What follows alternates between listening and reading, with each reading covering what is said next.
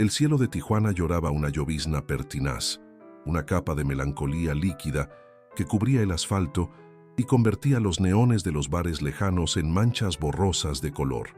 Era en esa frontera entre la noche y la madrugada donde Santiago Morales existía. A sus 45 años, su rostro era un mapa de fatigas, de noches en vela y de la tensión constante que anidaba en la boca de su estómago. Su oficio era el de cerrajero de emergencia, un solucionador de problemas anónimo para extraños desesperados. Para ellos, no era más que un par de manos hábiles y una mirada cansada que aparecía, resolvía el entuerto de una llave perdida o una cerradura rota y se desvanecía de nuevo en la oscuridad, llevándose consigo el eco metálico de sus herramientas. Un fantasma, eso era, un espectro útil que existía solo en el breve lapso de una crisis ajena, completamente invisible antes y después. La vieja camioneta Ford, su compañera de 1000 batallas nocturnas, avanzaba con un quejido asmático por las calles desiertas. El olor a hule mojado y a café recalentado del termo que siempre lo acompañaba impregnaba la cabina. Cada bache, cada semáforo parpadeando en ámbar, era un recordatorio del ciclo interminable de su vida. No era la falta de sueño lo que más le pesaba, sino el zumbido constante de una preocupación que no le daba tregua.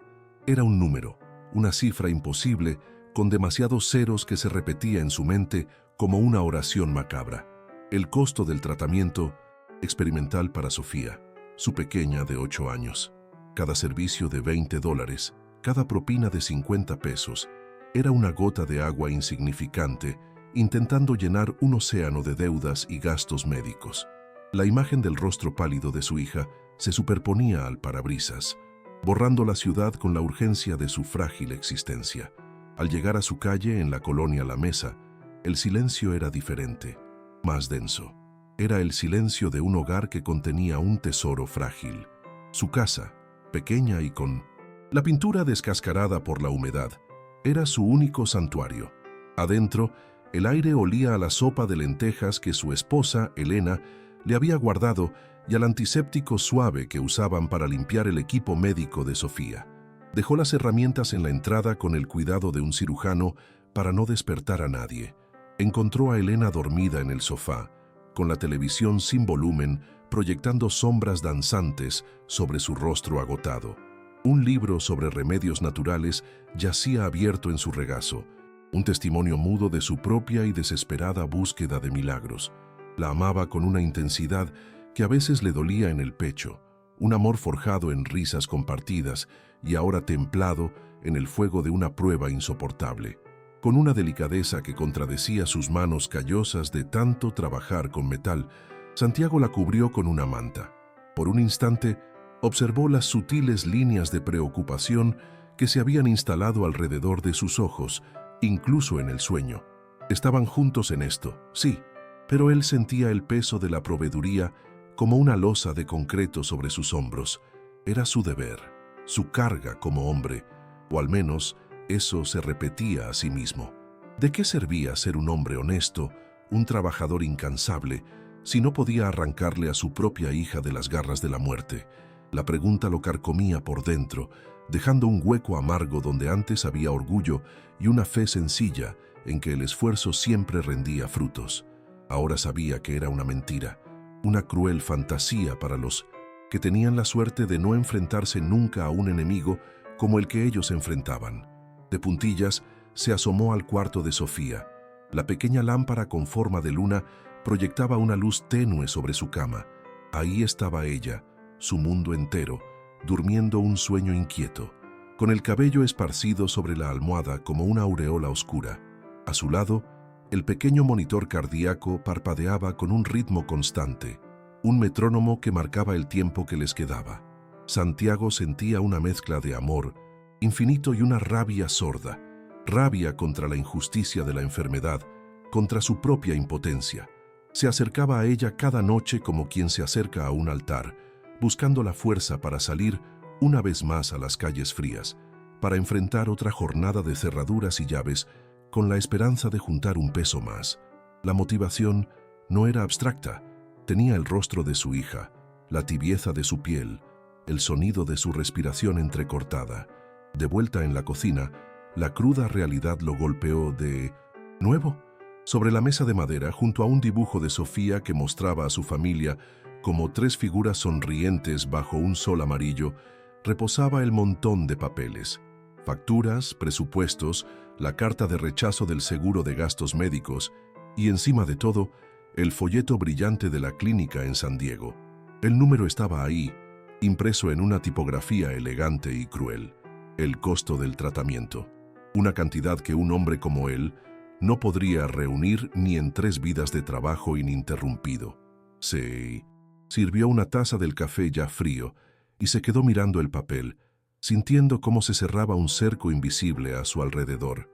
No había salida, no había un camino honesto. Estaba atrapado y la desesperación comenzaba a susurrarle ideas peligrosas al oído, ideas que un hombre bueno nunca debería considerar.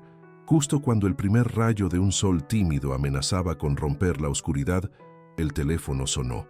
El chirrido agudo del aparato rasgó el silencio de la casa, un sonido que Santiago asociaba con el deber y la supervivencia. Era un número desconocido, una llamada más en la larga noche. Su primer instinto fue ignorarlo, dejarse caer en una silla y rendirse al agotamiento. Pero no podía. Cada llamada era una posibilidad, por mínima que fuera. Con un suspiro que pareció llevarse sus últimas fuerzas, descolgó el teléfono. Una voz nerviosa al otro lado de la línea le habló de una camioneta de lujo, una Suburban negra, varada en una zona industrial abandonada cerca del muro fronterizo. La paga era buena, insistió la voz. Santiago, sin saberlo, acababa de aceptar la llamada que trazaría una línea indeleble en su vida, separando para siempre al hombre que era del hombre en el que estaba a punto de convertirse. Vaya comienzo de noche para nuestro cerrajero. Si esta historia ya te atrapó tanto como a nosotros, no te despegues. Queremos que seas parte de esta comunidad que ama las buenas narrativas, las que te dejan sin aliento. Así que, antes de que sigamos adelante, ¿por qué no le das clic a ese botón de suscribirse? Es rápido, es gratis, y nos ayudas un montón a seguir creando contenido como este. Y ya que estás ahí, déjanos un like para saber que vamos por buen camino. Nos encantaría que te sumaras a nuestra familia de contadores de historias. El trayecto hacia la zona industrial fue un descenso a las entrañas olvidadas de la ciudad. Santiago condujo por calles que se rendían al óxido y a la hierba que crecía en las grietas del pavimento. Los esqueletos de antiguas maquiladoras se erguían como costillas de bestias prehistóricas contra el cielo plomizo.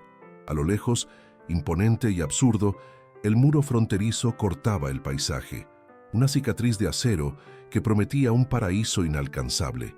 Santiago sintió un escalofrío que no tenía nada que ver con la humedad de la madrugada.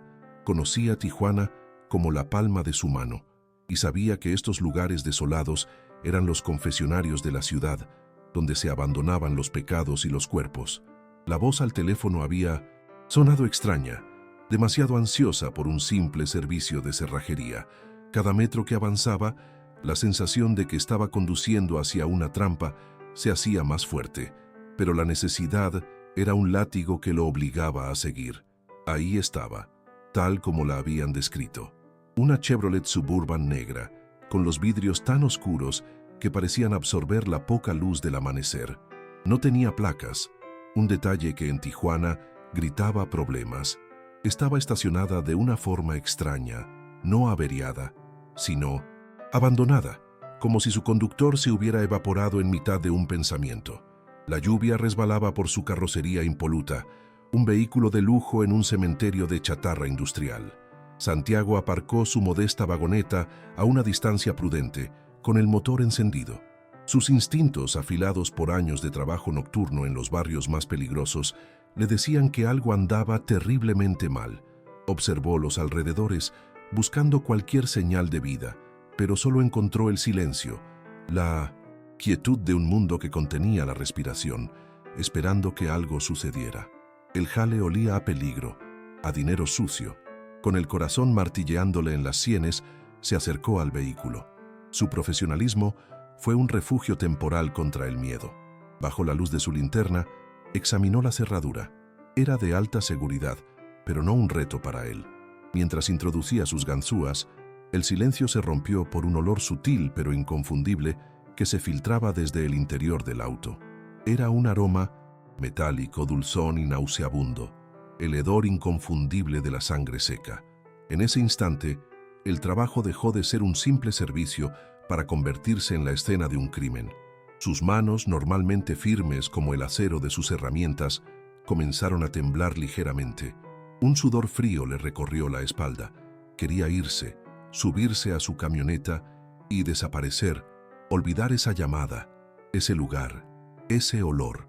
Pero una fuerza oscura, una curiosidad malsana, lo mantuvo ahí, con la ganzúa a punto de hacer el clic final. El clic de la cerradura al ceder sonó como un disparo en la quietud. La puerta se abrió con un leve gemido y el olor a sangre se intensificó, mezclado con el aroma a cuero caro y a un perfume de hombre ya desvanecido. Sus ojos se adaptaron a la penumbra del interior y fue entonces cuando lo vio.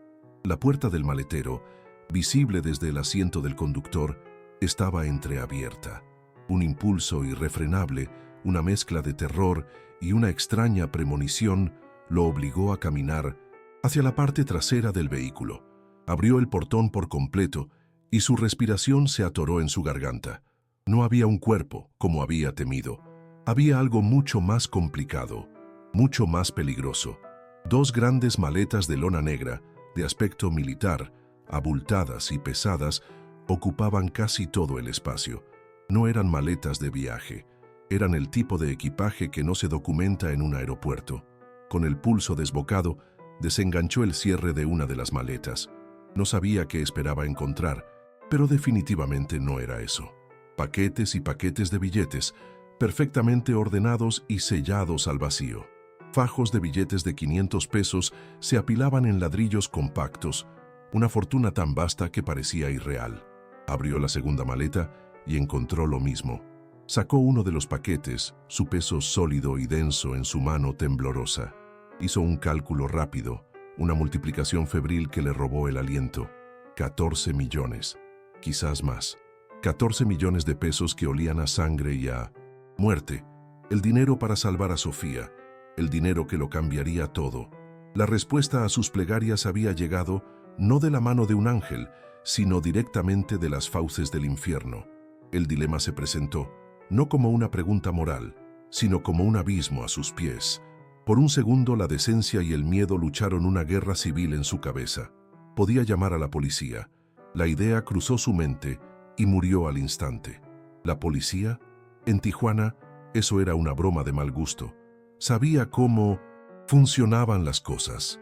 En el mejor de los casos, el dinero desaparecería en los bolsillos de unos cuantos comandantes corruptos y él quedaría enredado como testigo en un asunto del narco, con su nombre y dirección en un archivo al que cualquiera podría tener acceso. Su familia quedaría expuesta. No, esa no era una opción. Podía simplemente cerrar el maletero, irse a casa y fingir que nada había pasado, volver a su vida de lenta desesperación. Pero entonces, la imagen de Sofía en su cama, pálida y frágil, asaltó su conciencia con una claridad brutal. Comparó su rostro amado con las pilas de papel inerte y la elección se volvió dolorosamente simple. El conflicto duró menos de un minuto, pero en ese lapso, Santiago Morales, el cerrajero honesto, el padre devoto, murió. Y en su lugar nació otro hombre, uno movido por un instinto más primario y poderoso que cualquier código moral, la supervivencia de su hija. No había espacio para el bien o el mal, solo para la vida o la muerte. El dinero no tenía dueño. Su dueño probablemente estaba muerto en alguna zanja. Era una herramienta, una llave, la única que podía abrir la puerta de la salvación para Sofía. Con las manos temblando de adrenalina y terror, tomó la primera maleta. Pesaba una barbaridad, un peso muerto que era irónicamente la promesa de una vida. Cada fibra de su ser le gritaba que estaba cometiendo un error fatal, un error que lo perseguiría por siempre. Pero la imagen de su hija sonriendo, sana, silenció todas las advertencias. Con una fuerza que no sabía que poseía, acarreó las dos maletas hasta su vieja Ford y las arrojó en la parte trasera, junto a sus cajas de herramientas. El sonido sordo que hicieron al caer fue el punto final de su antigua vida. Cerró las puertas de su camioneta y por un instante miró la Suburban negra, un mausoleo de lujo que contenía el secreto de su transgresión. Encendió los faros, metió la primera marcha y pisó el acelerador a fondo. Las llantas traseras patinaron en el lodo, antes de agarrarse al asfalto. No miró atrás. Aceleró sin rumbo fijo, huyendo de la zona industrial, huyendo de sí mismo, desapareciendo en el laberinto gris de las calles de Tijuana, mientras la noche finalmente se rendía a un amanecer que ya nunca volvería a ser el mismo para él. La decisión estaba tomada. El juego había comenzado.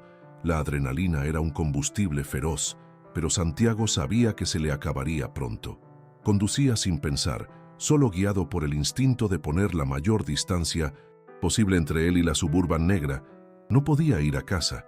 Esa idea era un suicidio. Su rostro, su nombre, su camioneta, todo lo conectaba con su familia. Tenía que protegerlos, y la única forma era desaparecer, convertirse en el fantasma que sus clientes siempre habían creído que era. Su mente, febril y caótica, comenzó a tejer el borrador de un plan. Rumbo al sur, hacia Ensenada, y de ahí, perderse en el laberinto de viñedos y ranchos del Valle de Guadalupe. Había trabajado allí antes, conocía sus caminos de tierra, sus propiedades aisladas. Era un lugar donde un hombre podía desvanecerse si era lo suficientemente cuidadoso. Era un plan frágil, improvisado, pero era lo único que tenía además del peso de 14 millones de pesos en la parte trasera. Mientras Santiago huía hacia el sur, en un lujoso penthouse con vistas a la bahía de San Diego, la noticia de la Suburban desaparecida llegó. No hubo gritos ni amenazas. El hombre que recibía la información, conocido solo como El Ojo, ni siquiera parpadeó. Era un hombre de mediana edad, vestido con un traje a la medida que contrastaba con la brutalidad de su negocio. Su reputación se basaba en la eficiencia y el control absoluto. La pérdida del dinero era una molestia, un contratiempo financiero. Pero el hecho de que un don nadie, un civil, se hubiera atrevido a robarles era una afrenta intolerable. Era una fisura en el muro de miedo que habían construido. Con una calma que helaba la sangre, se giró hacia su lugarteniente y pronunció una sola orden: encuéntrenlo y asegúrense de que todo el mundo se entere de lo que le pasó. El objetivo no era la recuperación, era el ejemplo. La cacería no comenzó con hombres armados patrullando las calles. Empezó en una habitación climatizada, llena de monitores y analistas de datos. Los ojos eran un cártel de nueva generación. Inmediatamente, el equipo de inteligencia comenzó a trabajar. Revisaron las cámaras de seguridad municipales y privadas de toda la zona industrial. Encontraron una, en el ángulo de una fábrica de plásticos abandonada, que había capturado una imagen borrosa. Una vieja camioneta Ford, de un color indefinido por la mala calidad y la lluvia, alejándose del lugar a la hora estimada. No era mucho, pero era un hilo del cual tirar. Al mismo tiempo, otro equipo rastreaba el teléfono desechable que se usó para hacer la llamada al cerrajero. El hilo comenzaba a desenredarse y la araña, paciente y metódica, ya sentía las vibraciones en su red. Santiago, ajeno a la cacería tecnológica que se cernía sobre él, conducía por la carretera libre a Ensenada. El sol comenzaba a calentar el asfalto y el subidón de adrenalina daba paso a un miedo paralizante. Cada coche que aparecía en su retrovisor era una amenaza potencial. Cada patrulla de la Policía Federal le provocaba un vuelco en el corazón. Paró en una gasolinera Pemex en medio de la nada, un oasis de normalidad en su pesadilla. Mientras llenaba el tanque, sus manos aún temblaban. Se miró en el sucio espejo del baño y no reconoció al hombre que le devolvía la mirada. Tenía los ojos desorbitados, la cara manchada de grasa y el pánico grabado en cada arruga. Era un millonario fugitivo que no podía permitirse ni un refresco sin sentir que todos los ojos estaban puestos en él. La ironía era tan cruel que casi lo hizo reír. En Tijuana, el cerco se cerraba a una velocidad aterradora. El equipo de El Ojo ya tenía el patrón de llamadas del teléfono desechable. Solo se había usado una vez para llamar a un directorio de servicios de emergencia 24 horas. Cruzaron la hora de la llamada con los registros del directorio. 3 cerrajeros recibieron la solicitud de servicio en esa zona. 2 la rechazaron. Solo uno la aceptó. Santiago Morales, propietario de Cerrajero El Veloz. En menos de 2 horas tenían su nombre, su dirección, la licencia de su negocio y una fotografía de su rostro. La imagen, granulada y de mala calidad, fue digitalizada y enviada a los teléfonos de cada halcón y sicario desde Tijuana hasta Los Cabos. El fantasma anónimo ahora tenía un rostro, y ese rostro se había convertido en el objetivo número 1 del cártel más implacable de la región. Tratando de evitar un retén militar que sabía que a menudo se instalaba en la carretera principal antes de Ensenada, Santiago tomó un desvío. Un camino de tierra que, según recordaba de un viejo trabajo, acortaba la distancia hacia el valle. La camioneta protestó, sacudiéndose violentamente sobre las rocas y el terreno irregular. Y entonces sucedió. Un ruido sordo y metálico, como el de un hueso rompiéndose, surgió del motor, seguido de una densa nube de humo blanco que se escapaba por el capó. El vehículo se sacudió una última vez y se detuvo. Silencio. Santiago giró la llave una y otra vez, pero el motor estaba muerto. Se quedó paralizado, varado en medio de la nada, en un desierto de colinas áridas, dentro de una tumba de metal que contenía una fortuna maldita. El pánico, frío y absoluto, finalmente lo inundó por completo. Sabía que no podía quedarse allí. La camioneta era un faro que gritaba su ubicación. Tenían su descripción. Tarde o temprano la encontrarían. El plan, ya de por sí endeble, se había hecho pedazos. Miró las 2 maletas de lona en la parte trasera. Su salvación y su condena. No podía llevarlas consigo. Eran demasiado pesadas, demasiado voluminosas para un hombre a pie. Tomó la decisión más dolorosa de su vida. Abrió las maletas. La visión de tanto dinero casi lo hizo vomitar de la angustia. Tomó su vieja mochila de herramientas. La vació con furia y comenzó a llenarla con tantos fajos de billetes como pudo. Era apenas una fracción del total. Cubrió las maletas con unos trapos grasientos y una llanta de refacción. Una táctica inútil, lo sabía, pero era lo único que se le ocurrió en su desesperación. Con la mochila pesando como un ancla sobre sus hombros, Santiago abandonó su camioneta, su negocio, su vida entera. Comenzó a caminar bajo el sol implacable, de Baja California, sin rumbo fijo, siguiendo el camino de tierra con la vaga esperanza de que lo llevara a algún lugar, a cualquier lugar. El polvo se pegaba a su sudor y el peso del dinero tiraba de sus músculos. Cada paso era un esfuerzo monumental. Se había convertido en lo que más temía, un hombre sin nada, un fugitivo cuya única posesión era una mochila llena de papel que ardía contra su espalda. El vasto y silencioso paisaje parecía burlarse de su insignificancia. Era solo un hombre, pequeño y desesperado, y las fuerzas que había desatado eran tan inmensas y despiadadas como el desierto que ahora lo rodeaba. La situación de Santiago se complica cada vez más, ¿verdad? La red se está cerrando y parece que no hay escapatoria. Si estás al borde de tu asiento como nosotros, imagínate lo que viene. Este es el momento perfecto para que te unas a nuestra comunidad. No te cuesta nada y significa el mundo para nosotros. Solo tienes que hacer clic en el botón de suscribirse para no perderte ni un segundo de esta persecución. Y mientras lo haces, déjanos un comentario abajo y dinos desde qué ciudad o país nos estás viendo. Nos encanta saber hasta dónde llegan nuestras historias. Vamos, únete a la conversación. Horas de caminata bajo un sol que rajaba las piedras lo habían reducido a una versión primigenia de sí mismo. Santiago ya no era un cerrajero ni un padre de familia. Era un animal sediento y asustado, movido únicamente por el instinto de supervivencia. El peso de la mochila era una tortura. Cada billete una pluma de un ancla que lo arrastraba al infierno. Finalmente, el camino de tierra desembocó en una carretera secundaria, una cinta de asfalto caliente y solitaria. Sabía que estar a la intemperie era un riesgo mortal, pero quedarse en el desierto era una sentencia de muerte segura. Necesitaba ayuda. Su mente, agotada, repasó una y otra vez su lista de contactos, desechando nombres por miedo o por desconfianza, hasta que un rostro apareció en su memoria. Miguel, a quien todos apodaban el Chueco, un mecánico que vivía en un pueblo pesquero cerca de San Quintín, un hombre al que le había salvado el taller y la vida años atrás, un favor nunca cobrado. Consiguió que un viejo camión de carga que transportaba tomates se detuviera.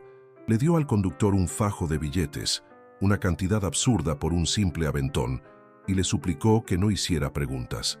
Escondido en la parte trasera, entre el olor agridulce de la fruta madura, Santiago sintió por primera vez en horas una minúscula astilla de esperanza.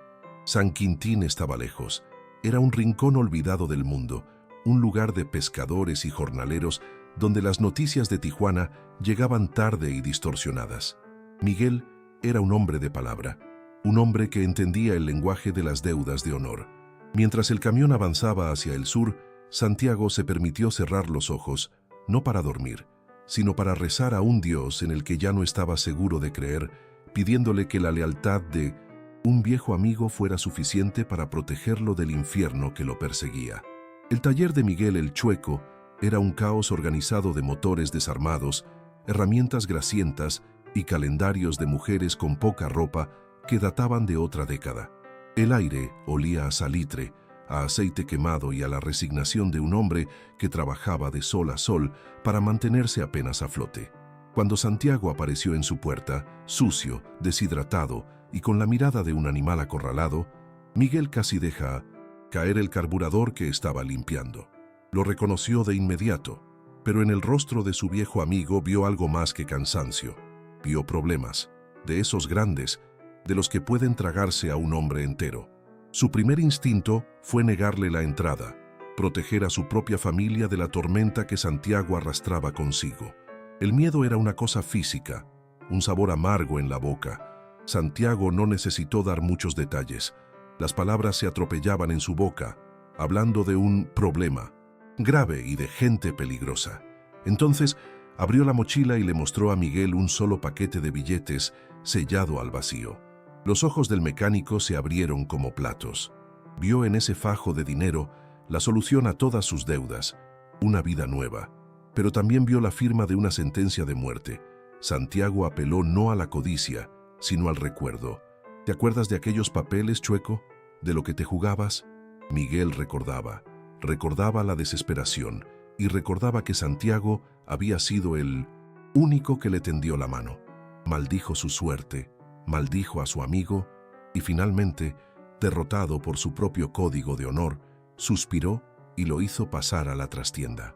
«Pásale, pues», murmuró, «pero que Dios nos agarre confesados». Mientras Santiago encontraba un refugio precario, la red de los ojos demostraba su eficiencia. La Ford abandonada fue encontrada por una patrulla de la policía estatal, quienes inmediatamente informaron a sus verdaderos jefes antes que a sus superiores oficiales. Los sicarios llegaron al lugar en minutos. Encontraron las maletas y el dinero restante. La furia de El Ojo, transmitida por teléfono, fue glacial. El ladrón no solo era audaz, sino también un imbécil. Había dejado atrás una fortuna por no poder cargarla. Esto significaba que estaba a pie, desesperado y probablemente no muy lejos. La orden fue simple y brutal: peinar cada rancho, cada pueblo, cada gasolinera y cada puesto de tacos entre el punto del abandono y la frontera sur. La foto de Santiago Morales ahora estaba en manos de cientos de informantes. El desierto de Baja California, que parecía tan vasto, de repente se había vuelto muy pequeño. La cacería se estaba alargando más de lo que El Ojo consideraba aceptable. La humillación de que un simple cerrajero los estuviera eludiendo comenzaba a pesar más que el dinero perdido. Era hora de cambiar de estrategia, de dejar de perseguir al ratón y empezar a quemarle la madriguera. Desde su penthouse dio una nueva orden, una que demostraba su total falta de escrúpulos. «El tipo tiene familia, ¿no? Una esposa y una hija enferma», dijo, revisando el archivo en su tablet. «Vayan a su casa, sean amables. Solo quiero que la señora entienda la importancia de que su esposo se comunique con nosotros para aclarar este desafortunado malentendido». La palabra «amables» en su boca sonaba como la amenaza más aterradora del mundo. La partida de ajedrez había cambiado. Ahora, la familia de Santiago era el peón que iban a sacrificar. Dos hombres De traje, impecablemente vestidos y con el aire de ejecutivos de ventas, tocaron a la puerta de Santiago. Elena, con el corazón encogido por la falta de noticias, abrió esperando lo peor, pero no esto. Los hombres sonrieron, se presentaron como socios de negocios de su esposo y pidieron pasar. Su cortesía era una máscara delgada que no ocultaba la depredación en sus ojos. Se sentaron en el modesto sofá, sin levantar la voz, sin hacer un solo gesto amenazante. Uno de ellos le mostró a Elena la foto de Santiago en su teléfono. «Su esposo tiene algo que nos pertenece, señora», dijo con una voz suave como el veneno, «y nos gustaría que nos ayudara a contactarlo. No queremos que la salud de la pequeña Sofía se vea afectada por este estrés». La amenaza, sutil y devastadora, había sido lanzada. Le ofrecieron un teléfono a Elena. «Lámale, por favor». Con manos temblorosas y bajo la mirada helada de los dos hombres, marcó el número de Santiago. Cuando él contestó, ella trató de sonar normal, pero su voz se quebró al instante. «Santiago, mi amor, tienes que volver», sollozó, las lágrimas rodando por sus mejillas. «Devuélveles lo que sea. No vale la pena, por favor». Santiago, escondido en la penumbra de un almacén que olía a pescado y a miedo, escuchó el terror puro en la voz de su esposa. No necesitó que le explicaran nada. Entendió que el monstruo que lo perseguía ya no estaba en el desierto con él. Estaba en su sala, respirando el mismo aire que su esposa y su hija. Habían cruzado la línea. Ya no se trataba de su vida, sino de las de ellas. La llamada terminó. Los hombres sonrieron de nuevo, le dieron las gracias a Elena por su cooperación y se marcharon, dejando tras de sí un silencio cargado de una nueva y más profunda clase de terror. En San Quintín, Santiago colgó el teléfono y sintió que el suelo desaparecía bajo sus pies. El plan de esconderse, de enviar el dinero, de empezar de nuevo, todo se había desmoronado. Había intentado ser un salvador y se había convertido en el catalizador de la peor pesadilla de su familia. El dinero ya no era una herramienta para curar una enfermedad, era la única moneda de cambio que tenía para negociar la vida de las personas que amaba. La cacería había cambiado de naturaleza, ahora era personal, y Santiago supo, con una certeza que le heló los huesos, que huir ya no era una opción. Tenía que enfrentarlos. Un aullido animal, una mezcla de rabia y dolor, brotó desde lo más profundo del ser de Santiago.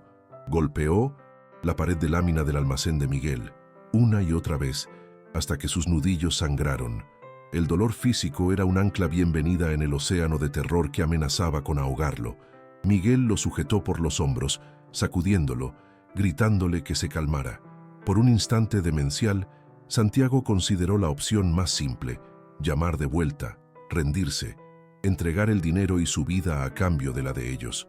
Pero desechó la idea con la misma rapidez con que llegó. Conocía las historias, las leyendas negras de Tijuana. Sabía que gente como esa no hacía tratos, solo daba ejemplos. Lo matarían lentamente y usarían a su familia como una amenaza perpetua para cualquiera que se enterara de la historia. La rendición no era una opción. La huida había dejado de serlo. Solo quedaba un camino. En la quietud grasienta del taller, algo en Santiago se quebró y se reacomodó en una nueva forma, más dura y afilada. El miedo no se fue, pero la desesperación se transformó en una especie de claridad helada. Toda su vida se había dedicado a entender los mecanismos, las vulnerabilidades, los puntos débiles de los sistemas de seguridad. Una cerradura, una caja fuerte, una puerta, todo era un rompecabezas que esperaba ser resuelto. Por primera vez, dejó de ver a sus perseguidores como un monstruo invencible y comenzó a verlos como un mecanismo complejo y arrogante. Y todo mecanismo, por bien construido que estuviera, tenía un punto de quiebre. Su mente, habituada a pensar en términos de palancas, contrapesos y pasadores, empezó a trabajar de una forma completamente nueva. Ya no pensaba en cómo escapar de la trampa, ahora pensaba en cómo construir una. Le explicó la situación a Miguel, cuya cara pasaba del pánico a la incredulidad. Tenemos que sacarlos de la ciudad, llevarlos a un lugar que yo elija, a un terreno que yo controle, dijo Santiago, con una intensidad que el chueco nunca le había visto. Miguel, aterrado, quiso negarse. Era un mecánico, no un soldado, pero la mirada de Inomisier. Santiago lo detuvo. Vio en los ojos de su amigo que ya no había vuelta atrás. Además, sabía que era cuestión de tiempo para que lo conectaran con Santiago. Su destino ya estaba sellado junto al de su amigo. Fue él, Miguel, quien en su desesperación tuvo la idea del lugar. «Conozco un sitio», dijo en voz baja. «Las viejas salinas en Guerrero Negro. Es el culo del mundo. Un esqueleto de fierro en medio de la nada.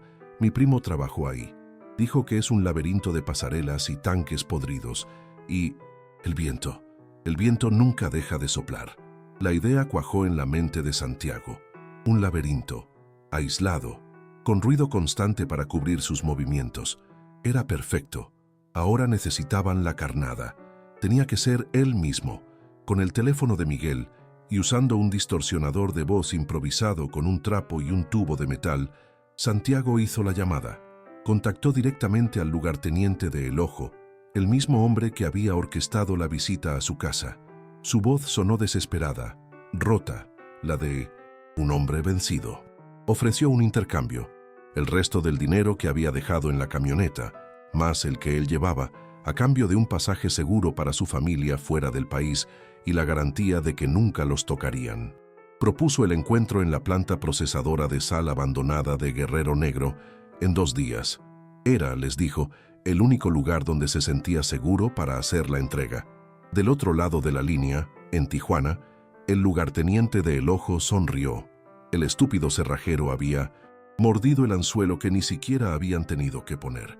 Lo imaginó acorralado, muerto de miedo, creyendo que podía negociar con ellos. La arrogancia del cártel era su mayor punto ciego.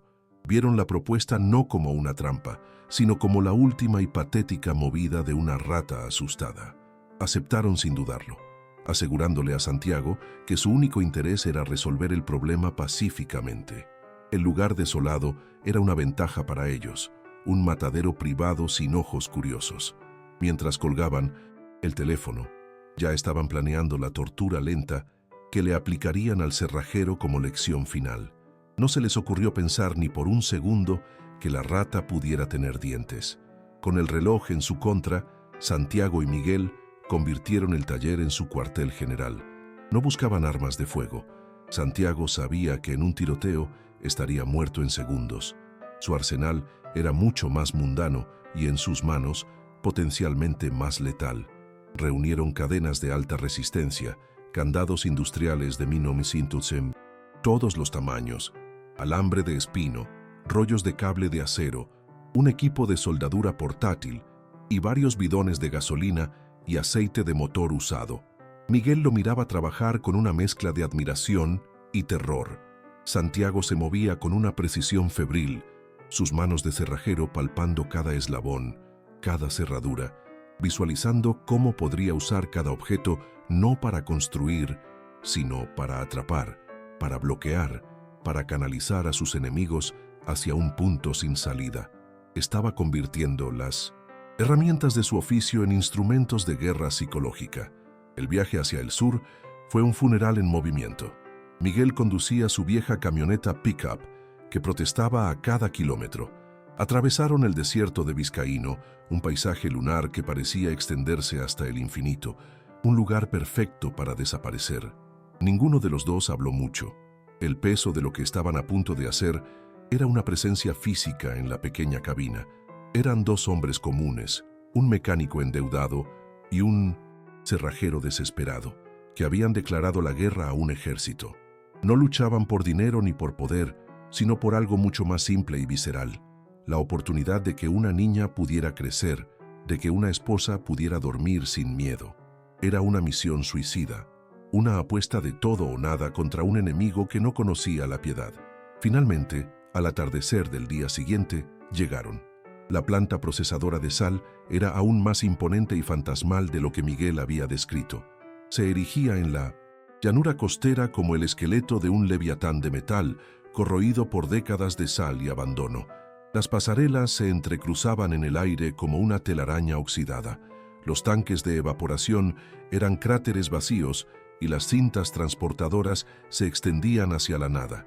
Y sobre todo el viento, un viento constante y lastimero que gemía al pasar por las estructuras metálicas, creando una sinfonía de ultratumba. Era un lugar muerto, un escenario perfecto para el acto final. Tenían menos de 24 horas antes de que llegaran los cazadores. El tiempo para preparar la trampa había comenzado. La maquinaria estaba en marcha y la confrontación final es inevitable. La tensión es casi insoportable. ¿Lograrán dos hombres comunes burlar a una maquinaria de muerte tan sofisticada?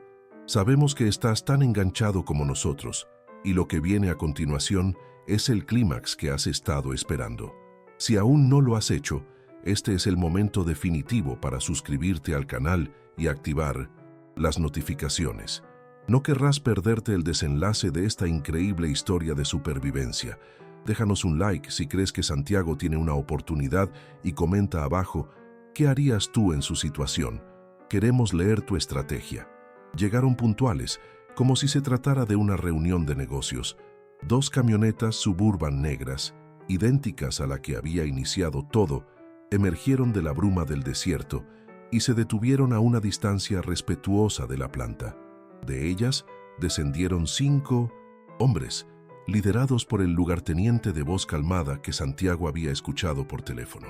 Vestían ropa táctica, pero se movían con la arrogancia de quien se sabe dueño del tablero de juego. Vieron a Santiago esperándolos en la entrada de la estructura principal, una figura solitaria y diminuta contra el esqueleto de metal oxidado. Llevaba la mochila a sus pies. Para ellos, era la imagen de la rendición absoluta, el final predecible de una cacería insignificante. Sonrieron entre ellos, saboreando la victoria antes de tiempo, sin percatarse de que el viento comenzaba a levantar un velo de polvo en el horizonte. Santiago, con el corazón latiéndole en la garganta, les hizo una seña para que lo siguieran. «El resto del dinero está adentro, en un lugar seguro», gritó por encima del viento. El lugarteniente asintió y ordenó a sus hombres que lo siguieran, manteniendo una distancia táctica. Entraron en el vientre de la bestia de metal, un mundo de sombras y corrientes de aire. Santiago los guió por una pasarela principal hacia el centro del complejo. Justo cuando el último hombre había pasado por un enorme portón de acero corredizo, un chirrido metálico resonó a sus espaldas. El portón se deslizó y se cerró con un estruendo atronador, sumergiéndolos en una penumbra repentina. Un pesado candado industrial, accionado a distancia por Miguel desde una posición elevada, acababa de sellar la entrada. El primer clic de la trampa había sonado. La reacción inicial de los sicarios fue de fastidio, no de miedo. «¿Qué crees que haces, imbécil?», gritó uno de ellos apuntando su arma hacia Santiago, quien ya se había escabullido por un pasillo lateral. El lugarteniente mantuvo la calma. «Déjenlo», ordenó. «Solo está alargando lo inevitable. Sepárense y tráiganmelo». Pero pronto descubrieron que el laberinto tenía sus propias reglas. Las rutas que parecían lógicas terminaban en paredes de metal recién soldadas. Las escaleras que debían subir estaban bloqueadas por gruesas cadenas. Santiago había usado sus conocimientos no para crear barreras infranqueables, sino para sembrar la confusión, para obligarlos a moverse por donde él quería, convirtiendo la planta en un tablero de ajedrez donde él movía todas las piezas. El viento aullaba cada vez con más fuerza, distorsionando los sonidos y convirtiendo sus gritos en susurros. Entonces, el cielo se oscureció. La tormenta de arena que Miguel había previsto llegó con la furia de un dios enojado. En cuestión de segundos, la visibilidad se redujo a menos de 1 metro. El mundo se convirtió en un torbellino ocre que arañaba la piel y se metía en los ojos y los pulmones. Para los sicarios, la planta se transformó en un infierno claustrofóbico y cegador. Para Santiago, que había pasado el día anterior memorizando cada viga, cada escalera, cada escondite, la tormenta era su mejor aliada. Se movía entre la maquinaria como un espectro, invisible, inaudible, mientras sus perseguidores tropezaban a ciegas, maldiciendo y llamándose unos a otros, sus voces ahogadas por el rugido ensordecedor de la naturaleza. La balanza del poder, imperceptiblemente, había comenzado a inclinarse. La primera baja no fue producto de la violencia, sino del pánico y el diseño. Uno de los sicarios, desorientado y separado del grupo, corrió a ciegas por una pasarela que le pareció una salida, pero Santiago había cortado los pernos de soporte de esa sección. El metal gimió bajo el peso del hombre y cedió. Un grito gutural fue devorado instantáneamente por el viento, mientras el hombre caía en la oscuridad de un tanque de salmuera vacío. Los otros oyeron el estruendo, pero en la tormenta no podían estar seguros de qué había sido. El miedo, un veneno frío y reptante, comenzó a filtrarse en sus corazones. Este cerrajero no era una simple rata asustada. Estaba jugando con ellos, cazándolos en su propio terreno. La frustración se convirtió en un temor genuino. Finalmente, en una plataforma expuesta en el nivel más alto de la planta, el lugarteniente logró acorralar a Santiago. La arena lo azotaba sin piedad, pero tenía una línea de tiro clara. Apuntó su pistola al pecho de Santiago. «Se acabó el juego, payaso», gritó, su voz apenas audible. «Dame el dinero ahora mismo, o te juro que haré que tu hija pague por cada segundo que nos hiciste perder». Debajo de ellos, oculto entre la maquinaria del nivel inferior, Miguel observaba la escena, con una enorme llave de tuercas en sus manos sudorosas, esperando la señal, el momento preciso que habían ensayado en sus mentes una y otra vez. El destino de todos se había reducido a ese tenso enfrentamiento en el corazón de la tormenta. Acorralado y a punta de pistola, Santiago levantó las manos, la mochila con el dinero aún en su espalda. «Aquí está, la mitad», gritó proyectando la voz contra el viento. «Es todo lo que pude salvar. Tómala y jura por tu vida que dejarás a mi familia en paz. Es un buen trato. Te llevas millones y te evitas más problemas». Intentó apelar a la lógica del hombre de negocios que se escondía bajo el sicario. «Nadie tiene por qué morir aquí». Por un instante, pareció que el lugarteniente lo consideraba. La idea de terminar con ese infierno y volver con una victoria parcial era tentadora, pero su orgullo y la reputación de los ojos pesaban más. La humillación era inaceptable. «Nosotros no negociamos con ladrones», escupió el lugarteniente, con el rostro contraído por la furia. «Y tú no estás en posición de ofrecer nada». Amartilló el arma. El sonido metálico, un chasquido funesto en medio del caos. Estaba a punto de apretar el gatillo. Ese era el momento. Desde abajo, Miguel usó todas sus fuerzas para golpear una plancha de acero corrugado con la llave de tuercas. El clang fue tan potente y repentino que sonó como una explosión justo al lado del sicario. Por un reflejo instintivo, incontrolable, el hombre se giró una fracción de segundo hacia la fuente del ruido. Fue un parpadeo, pero en el plan de Santiago, un parpadeo era una eternidad. Ese instante fue todo lo que necesitó. Santiago no se abalanzó sobre él. En un movimiento fluido, se quitó la mochila, sacó un encendedor y la pequeña petaca de gasolina que llevaba en el bolsillo. Roció el contenido sobre los fajos de billetes y le prendió fuego. La mochila se convirtió en una antorcha de dinero. Al mismo tiempo, pateó la segunda maleta, que había escondido previamente en la plataforma, la cual rodó y cayó en un gran charco de aceite y combustible que habían preparado abajo. Con una precisión desesperada, arrojó la mochila en llamas sobre el charco. La deflagración fue instantánea y violenta. Una columna de fuego y humo negro se elevó hacia el cielo, un infierno surrealista de millones de pesos ardiendo y convirtiéndose en cenizas. El caos fue absoluto. El fuego rugía, la tormenta aullaba y el humo negro se mezclaba con la arena, creando una oscuridad impenetrable. El lugarteniente, momentáneamente cegado y aturdido por el rugido del fuego y la visión de la fortuna desapareciendo en el aire, gritó de pura frustración. En esa confusión total, Santiago corrió hacia el borde de la plataforma donde no había barandilla y saltó. No saltó al vacío, sino a una gran lona industrial que Miguel sostenía tensa 2 metros más abajo, un tobogán improvisado que lo deslizó hasta el nivel inferior. Sin perder un segundo, los 2 hombres corrieron hacia su ruta de escape planeada, una estrecha escotilla de mantenimiento que conducía a un túnel de drenaje. Se deslizaron dentro y desaparecieron bajo tierra, mientras arriba el fuego consumía el precio de su libertad. Arrastrándose por el túnel de drenaje, el mundo de Santiago se redujo a la oscuridad, el olor a moho y el sonido de su propia respiración irregular. El aire era denso y fétido, un contraste brutal con el caos de arena y fuego que habían dejado atrás. A su lado, Miguel gemía, no de dolor, sino de puro terror acumulado.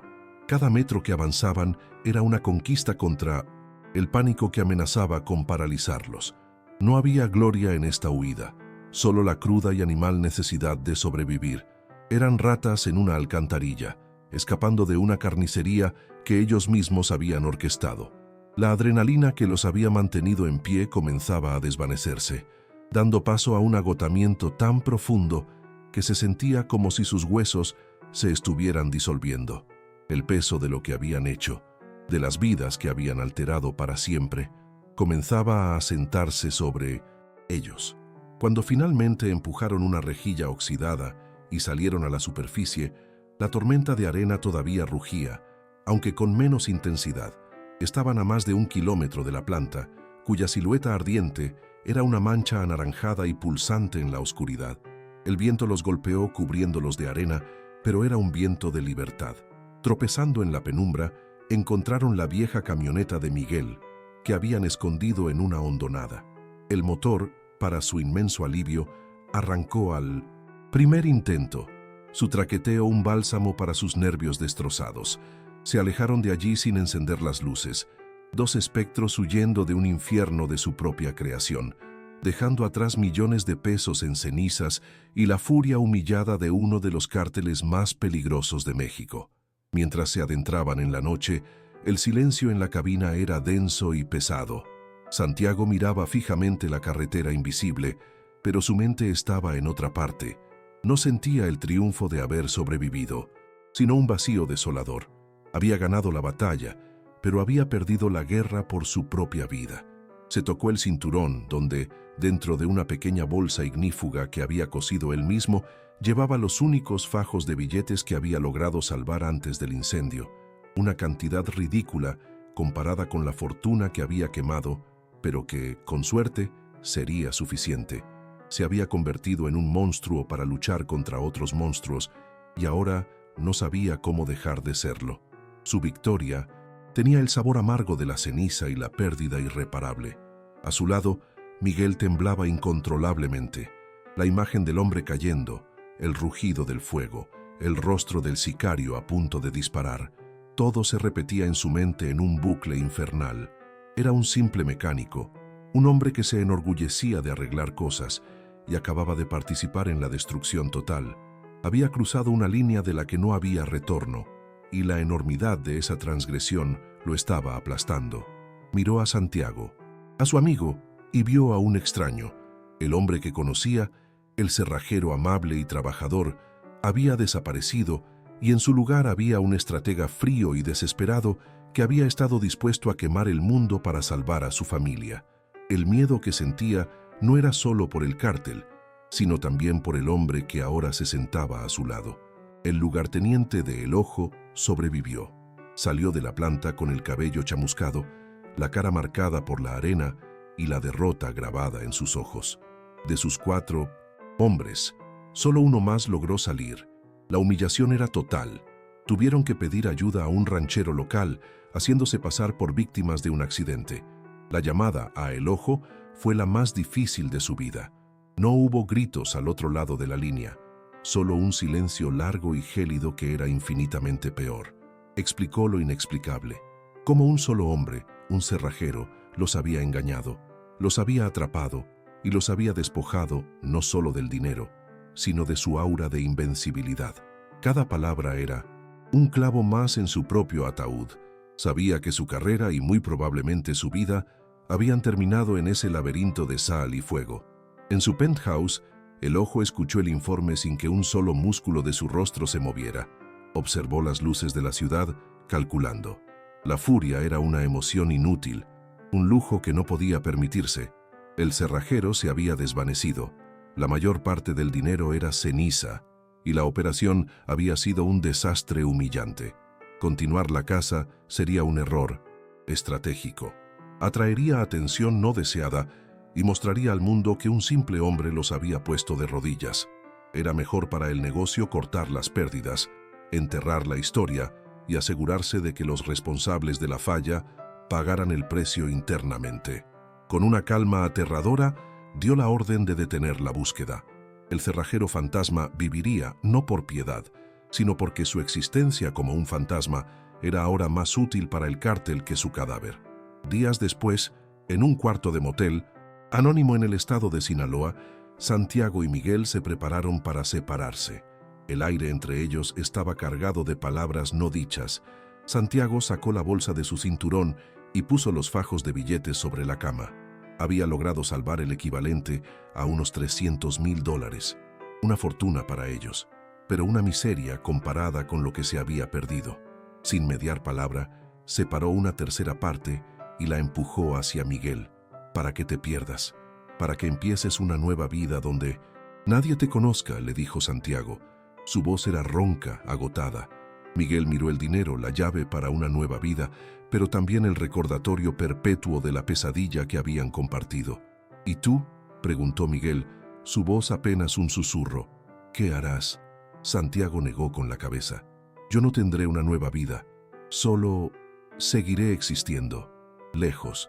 Sabía que su rostro, aunque el cártel hubiera detenido la búsqueda activa, estaría para siempre en alguna base de datos, en la memoria de algún halcón. No podía arriesgarse a tener una vida normal nunca más. Era un fantasma y estaba condenado a vagar. Se dieron la mano, un apretón torpe y cargado de emoción. No se dijeron adiós, solo se miraron a los ojos por última vez, un reconocimiento silencioso de que su extraño y violento vínculo los uniría para siempre, incluso si nunca más volvieran a verse. Miguel salió de la habitación y Santiago se quedó solo con el dinero y sus fantasmas. Ahora comenzaba la parte más delicada del plan: hacer llegar el dinero a Elena sin que pudiera ser rastreado hasta él o ella. Miguel, antes de irse, le había dado el contacto de un primo lejano en la Ciudad de México, un coyote financiero que se especializaba en mover dinero de forma invisible, por una comisión considerable.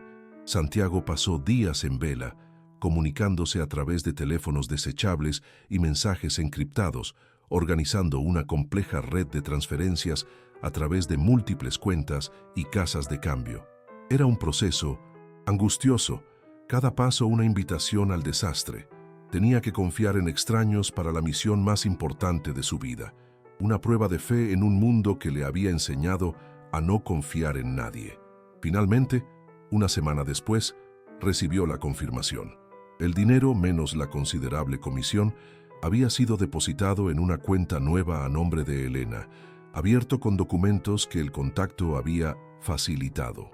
El depósito aparecería como el premio de una lotería anónima. A través de un intermediario, Santiago le hizo llegar un último mensaje a su esposa. No contenía nombres ni explicaciones, solo una dirección de un despacho de abogados en otra ciudad y una frase: «Para la salud de Sofía, un regalo de la vida. Desaparezcan y nunca miren atrás». Con el corazón hecho pedazos, destruyó el último teléfono, cortando el hilo final que lo conectaba con todo lo que había amado. Su misión estaba cumplida. Santiago Morales, el cerrajero de Tijuana, había dejado de existir. 5 años después, en la plaza principal de un pueblo tranquilo en Oaxaca, el sol de la tarde ilumina las jacarandas en flor. Una joven de 13 años, Sofía, ríe a carcajadas mientras discute con su madre sobre el sabor de helado que deberían elegir. Tiene el cabello largo y oscuro, y sus ojos brillan con la energía y la salud que el dinero de un fantasma le compró.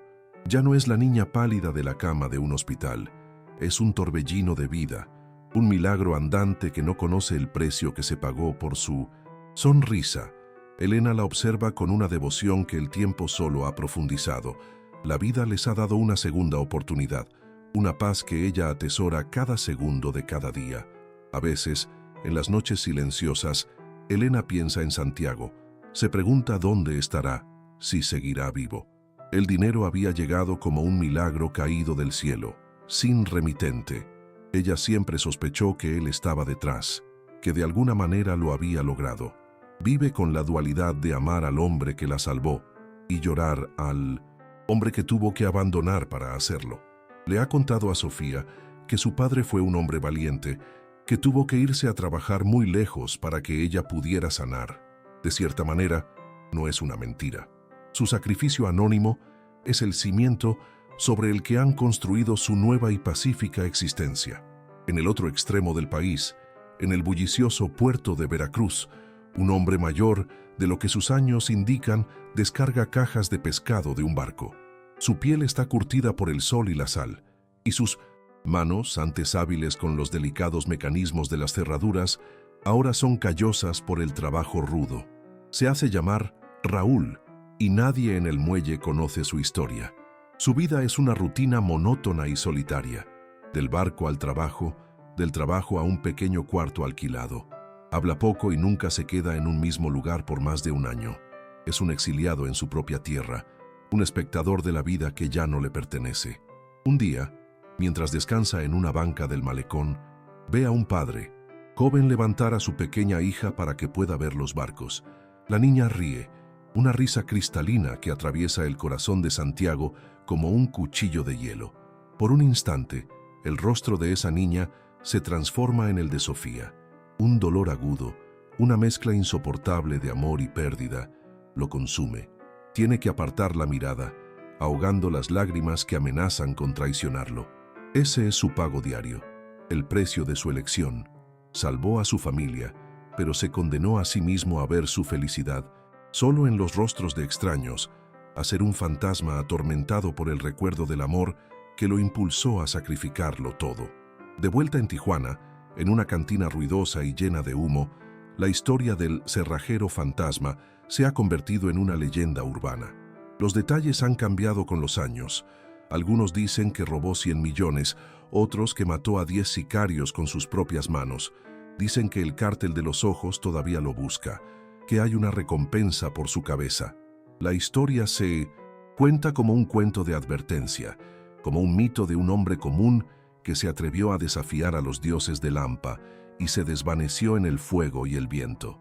Lo que una vez fue la agonía de un hombre desesperado, ahora es el entretenimiento de borrachos y soñadores. Santiago Morales murió en aquella salina abandonada. Su nombre fue borrado por el viento y sus huellas lavadas por la arena. Pero en su lugar, sin que el mundo lo supiera, nacieron dos cosas. Una fue la vida tranquila y anónima de una niña en el sur de México, una vida que floreció gracias al sacrificio de su padre. La otra fue una leyenda inmortal susurrada en las calles más oscuras de la frontera, la crónica de un hombre invisible que apareció, desafió a un imperio y desapareció en la noche. Esa fue la herencia final del cerrajero, una vida para su hija y una historia para la eternidad, el precio más alto que un hombre puede pagar.